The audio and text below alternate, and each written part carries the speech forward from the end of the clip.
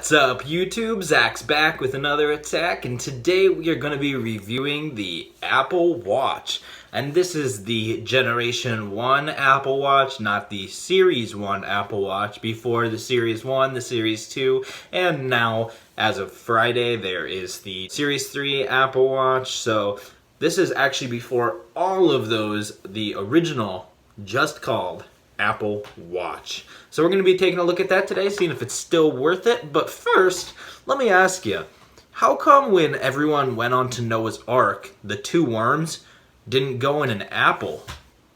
Because everyone had to go in pairs. Zach's back with another attack, so come on in and just relax. Hit subscribe and join the fun. You're Zach to the future now, son. Alright, YouTube, let's get right down to it. So I got an Apple Watch. This is the 38mm version, and I was impressed right off the bat because it does have some useful features, such as getting messages and phone calls and other notifications sent straight to the watch instead of to your phone where you had to pull out your phone and look at it. It's kind of just always on your watch. One thing that I did not like though was I had to update my phone to iOS 11 to get watch OS 4 on this device, and being the original Apple Watch, the battery life was not as good as the Series 1, Series 2, and especially not as good as the Series 3. Watch OS 4 supposedly fixes that, and from what I noticed it did help a little bit, but having to update my phone was not something that I wanted to do quite yet. I was waiting until iOS 11 was a little bit further into its life, had more bugs fixed and stuff, but I really wanted that watch OS 4 to test this on, and it did seem to help, but I was not a fan of upgrading my phone right off the bat. And I will say that the Apple Watch Series 3 has wireless charging in some models now. But I feel like with the charger for the Apple Watch, it's kind of just a little circle that magnifies onto the Apple Watch. And to me, that seems kind of like the wireless charging anyway. Granted, it's a bigger pad with the Qi chargers, but this is still a pad. You just put your watch on and it's good to go.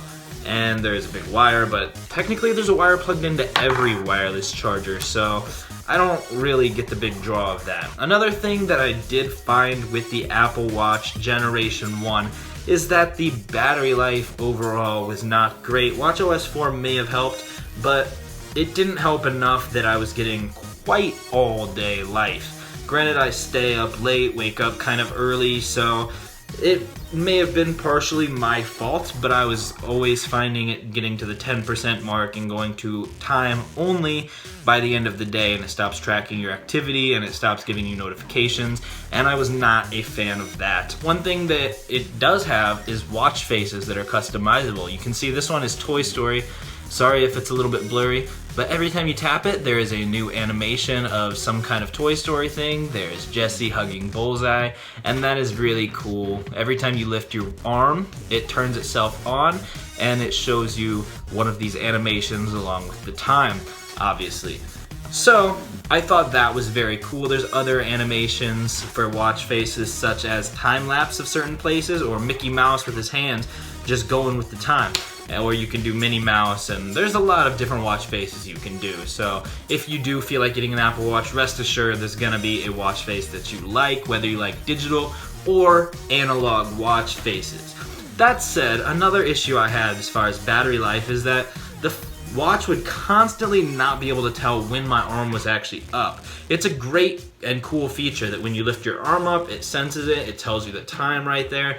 But I would find myself having my arm go this way and the watch would turn on, or I would hold it up and the watch would not turn on, and I would have to kind of flick my wrist a few times for it to realize that I'm doing something, and that got very frustrating as well. Plus it hurt the battery life having it turn on when I was not intending my watch to be looked at. So that's another thing that really bothered me with this. As far as the other models, I don't know if they have that issue. I would assume to a degree, but the sensors in them may be a little bit better as far as being able to tell when the watch is actually in your face and when it is not. Another thing that I found is that the watch bands are not as easy as one would hope, to take off. It takes some effort, and that's kind of good because you don't want the watch bands to just slip out on you, but you also want to be able to change them fairly easily. So that was a little frustrating. I do wish there was a way to charge this without this little charger, because we're at a point in time where everybody has lightning chargers. When I was out in public and I didn't have this charger with me, because who wants to carry this around with you and an iPhone charger? You know, before I could go to somebody and say, hey, do you have an iPhone charger I could borrow? And a lot of times somebody did. But at this point, nobody carries around these little watch chargers, and so I wish that there was a way to charge these with simply the lightning charger, or even if this part removed and you just had a lightning cord that plugged into this little circle. I think that could be cool as well, because I wouldn't mind carrying this little circle around in my wallet or something such as that. Other than that, it is a very useful thing. I found the fitness tracking to be great.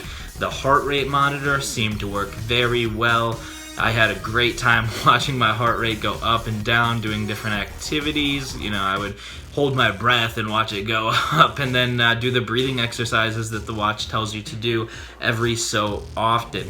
As far as whether or not this is good with the new LTE models coming out, I really think that the LTE models would add a lot to this watch, and I wish that this was available with LTE, because it was a nuisance to have to keep my phone right with me.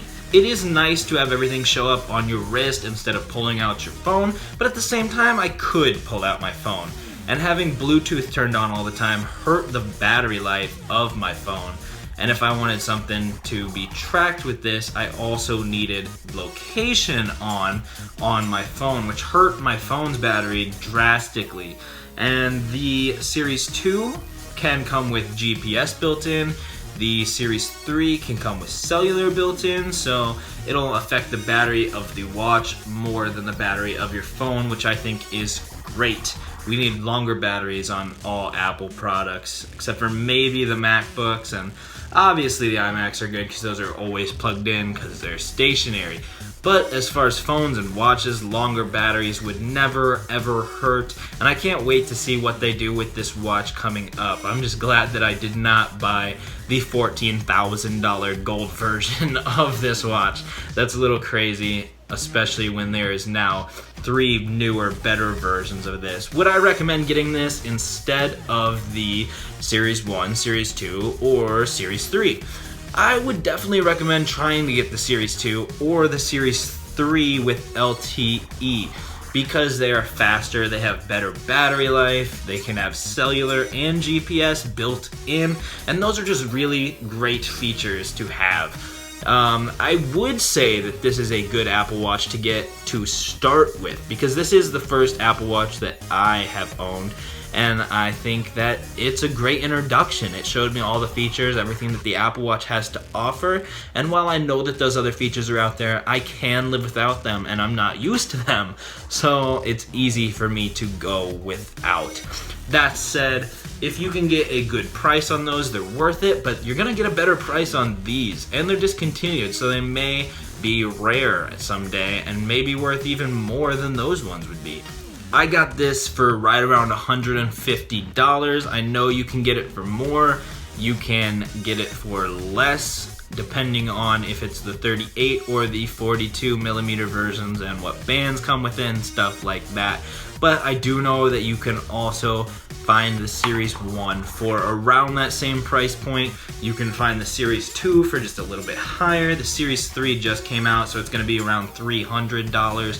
But definitely get the Apple Watch that works best for you. I recommend getting an Apple Watch no matter what, because the fitness tracking is really, really nice. And it actually tells you if your heart rate goes crazy when you are not exercising, which is really good. There's some awesome features, and it will be a useful tool in your life, even if it doesn't seem like it would be.